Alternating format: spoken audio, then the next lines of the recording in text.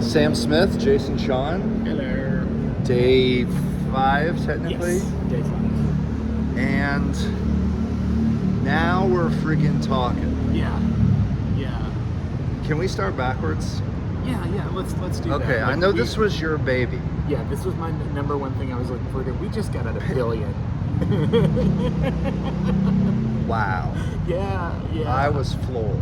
Yeah. I was like. I mean, what you go. This is your baby. I mean, no, it's just like it's really rare that you get a chance to see a film that is just sort of like this isn't an educational film for like mainstream communities.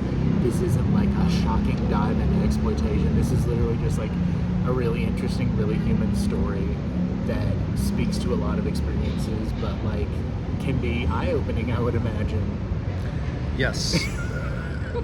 Yeah, I mean the setup. It's a BDSM affair that starts, but it becomes just a human love story. There's a lot going on with it. And of course, absolutely. If all films about relationships could have this much precise nuance, and also be this funny. Oh my God, it's super funny. This movie had this theater by the balls, like hooting and hollering throughout the whole thing. And at first, it's like you're dealing with a kind of uncomfortable situation. Right. It's fair to say. And then unfamiliarity.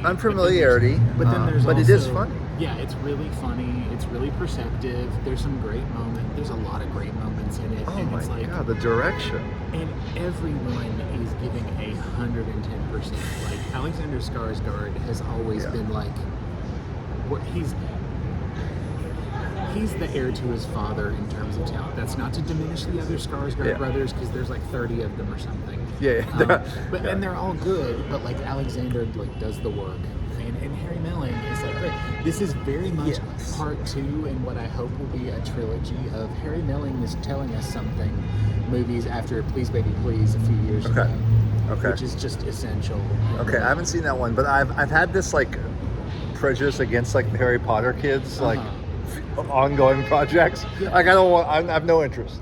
But when he shows up in that first scene in a barbershop quartet outfit, he looks insane. Like his look is crazy.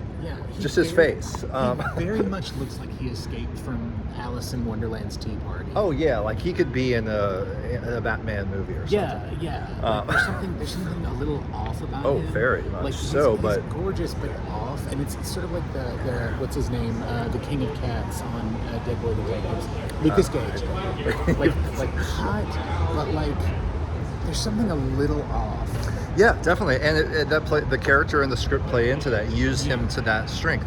That's how the character is at first. He's very awkward. He's trying to find connection, trying to find love like everyone. But there's a transformation. The character transforms, and that's one of the best performances of the year. I mean, it's incredible. It's really something. It's also a Christmas movie. It is. Like I have to text. Like as soon as I get on the train, I have to text my friend Alonzo Duralde and just be like, saw a new Christmas movie tonight. Right.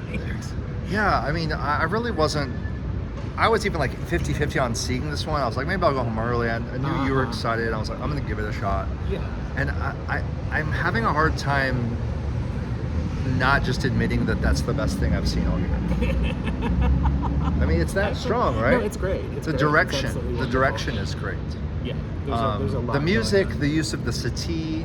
And the kind of the score. Tiffany. And, oh my God, I think we're alone now. Never hear that song the same way again. It's great. So yeah, I mean that was a big win.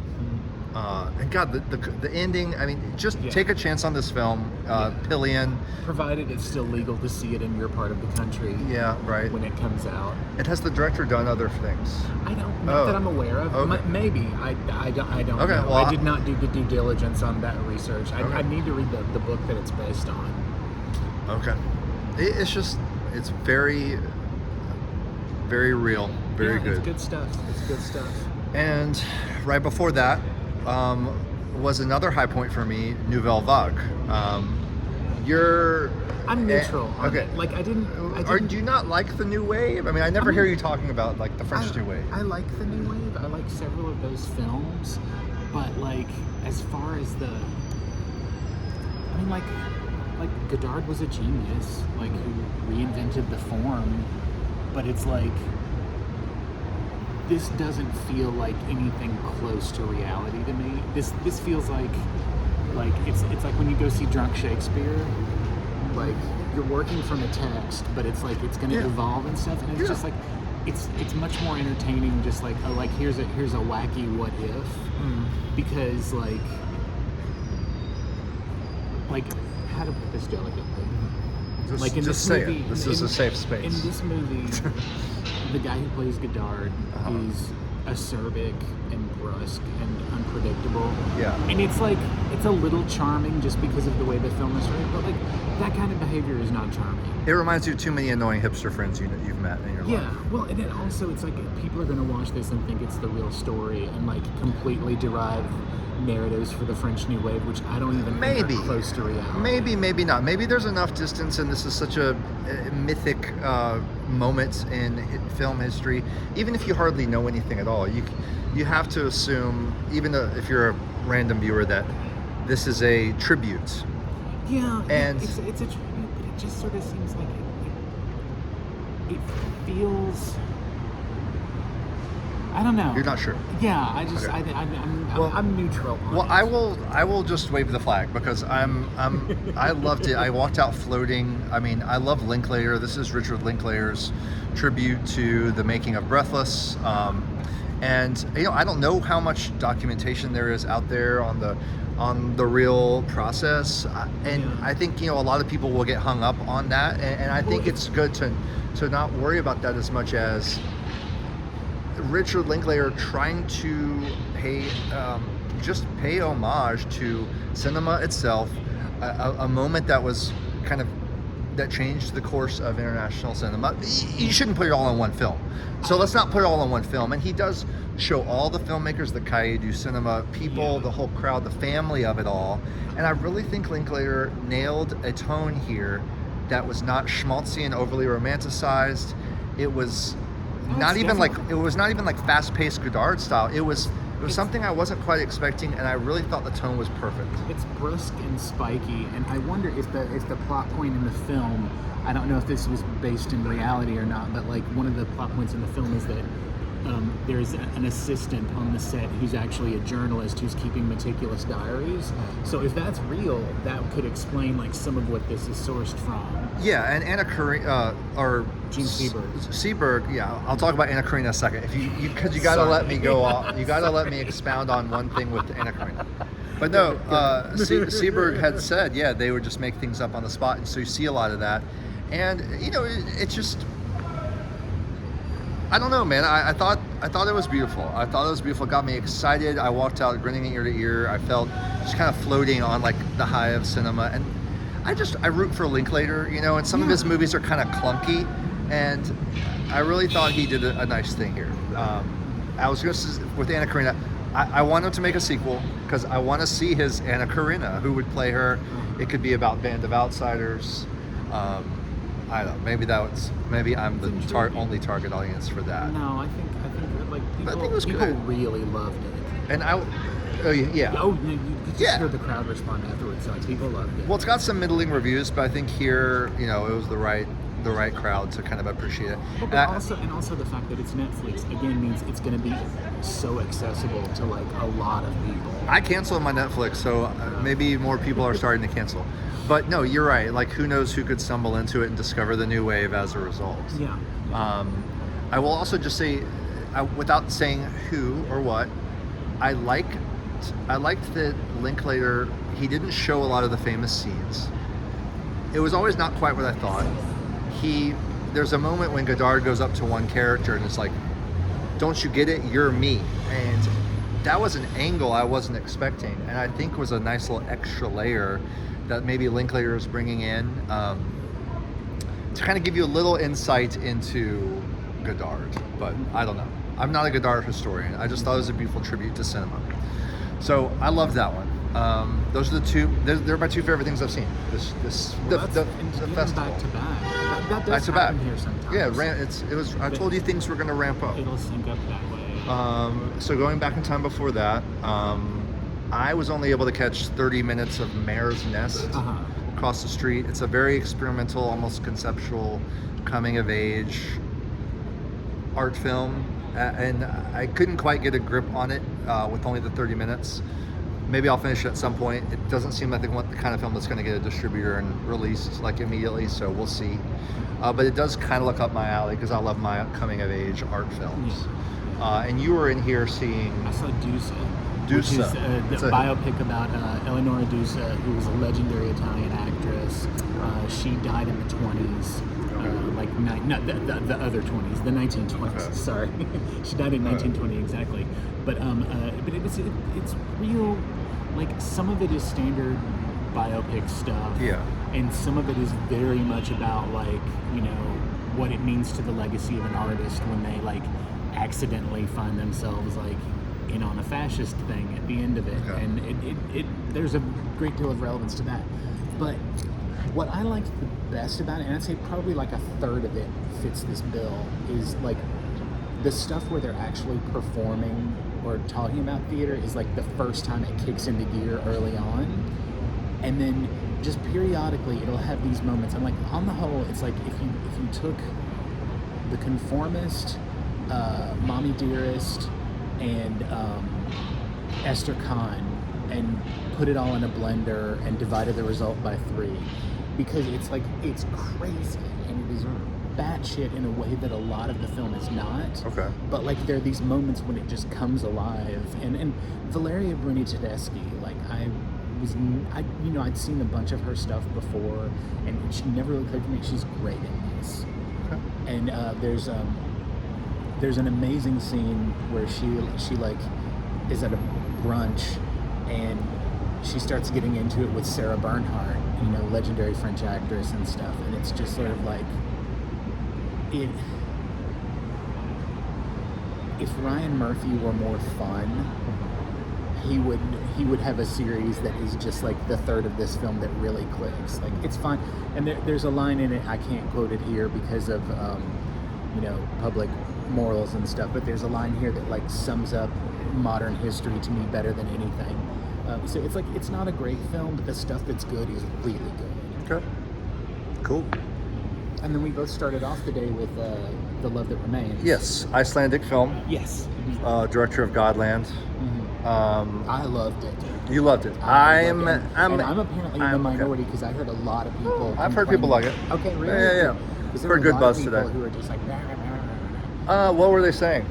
I mean, they're just like, I don't understand a family like that. I don't get it. Like, what was the deal with the dad and stuff? And I'm just like, we're the press corps. We're supposed to know, like, I don't know. What? There's certain Icelandic. No, I mean, but there's like, there are a lot of times when I'm really, this is going to sound like such an egomaniacal thing for me to say, but it's like, there are times when I'm kind of surprised that, like, if you're working as a film journalist, like, to have such a facile reading of things, and it happens enough that I'm like continually amazed by it, but not surprised by it every year. But what's an example of a comment on this film that would be a facile reading? That it's just like, I don't understand why a family like that stays together. Mm-hmm. Right. Yeah. And it's like, but they're just not. They're not. I think it's a new divorce court classic. And I think that I think as it goes along and gets more surreal and weirder, I think emotionally that rings true in a way that like a more like realistic linear film would. It is very expressionistic, mm-hmm. And there are like things that happen on screen that don't literally happen, for example. Yeah. Right? Yeah. A lot of that, like an animal or a CGI thing happens, or a strange thing that's not real because it expresses the internal states maybe of the character. And I think I was like, if you're just getting the emotions from that, mm-hmm. I didn't feel the conflict. I didn't feel the stakes of the relationship. I just didn't feel like much was at stake. I felt like it's almost like these are people who live in this beautiful kind of, Icelandic mountainside. It's an incredible house. She's an artist. It's a plausible house, but it's an incredible She's an house. artist. Her kids are pretty much sweet and great. I don't really feel like they're struggling with that much. So it just feels very like there's no conflict. Well, okay, yes, they're separating. I think that's a little unfair because we're talking about a country with a stable social net. Yeah. So that exactly. families in need are actually taken care of. But I guess that should bring it back to what you're saying about some people dismissing it or not understanding. I don't understand. Like there is something we don't understand about that. You know, not living there and not being Icelanders. Yeah. Well, and also I think the thing about it that is very interesting to me is that, you know, like 50 years ago, like Swedish film pioneered divorce cinema. Yeah, and it's really that's interesting true. to see how like Scandinavian divorce is has changed over the years, and like how we relate to that watching this, because like, you know, I always define myself as a child of 70s divorce, so it's like there's that, like the legacy of Bergman of Scenes from a Marriage is like looming over this, but it's like it's doing something so different. And I found it really funny. I like the way that it like its sense of passion. There's a great scarecrow / target practice device in it that does the perfect job of like conveying the passage of time, I think. Yeah, so I will there are things I liked about it. I liked the visual style. I said this in my first video. If you go 133, you already get 3 stars from me. So, no, I'm serious. It's a minimum bar. It's 3 stars. Because I love what a director is going to do with that. Because it's always inspired to see. And so, you know, I think that let me just get this out of the way. It is twee in its own way. Just consider that the style is somewhat twee. That is the only thing I'm like, it's a little affected, the visual style, and that's okay. And I think I want to twist that in their compliment and say that if you like your Wes Anderson and stuff like that, you need to be watching these films as well, because there is a fun visual style and sense of humor to the style of the film.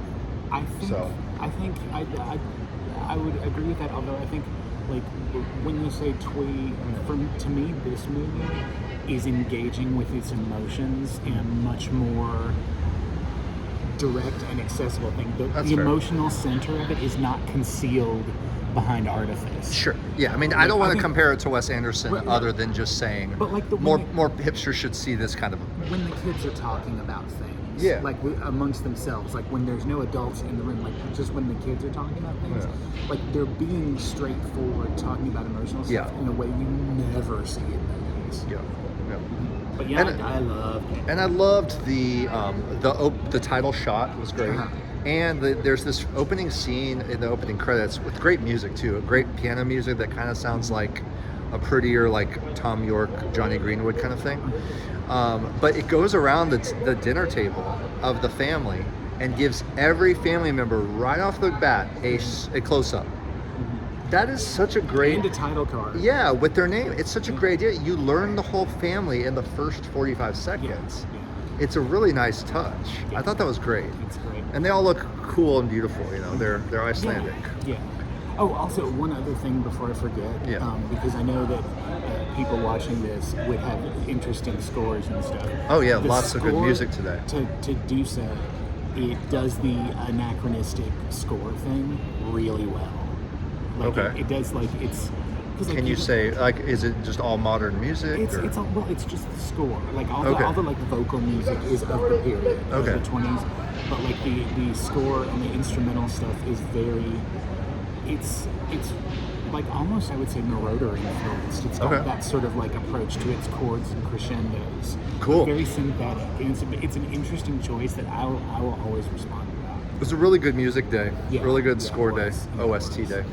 I'm still thinking of Pillion's music. Yeah. And that was almost not anachronistic, but the beauty of the piano music in the movie is not quite what you'd expect. It gives it some of that tenderness that is really there in the script and in the performances. So, yeah, indeed. Great day. All right. Anything else? Tomorrow we got... best song yesterday was the Shangri-La's Past, Present, and Future in Gavagai. And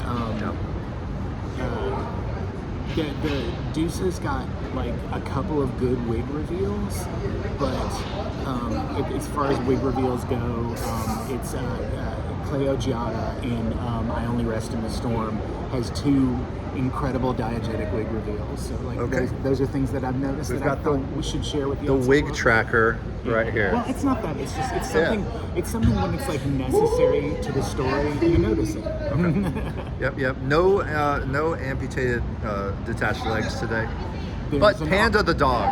There's an artificial limb in DUSE. Come on. Sarah Bernhardt. Leg or arm though? Leg. Come on. Sarah Bernhardt had a wooden leg. Why is this not the first thing you tell me? Because we are tracking this, guys. We're bringing. We gotta wait for the 20-minute You're right. mark to get people to stick around for the good tidbits. Yeah, exactly. Stick around. Now you're there first. That's 5 artificial legs, guys. All right. So yeah, we'll see y'all tomorrow. Try to do this again. If we're both, as long as we're both still ending at the same time, we can kind of try to keep doing this. All right. Take care.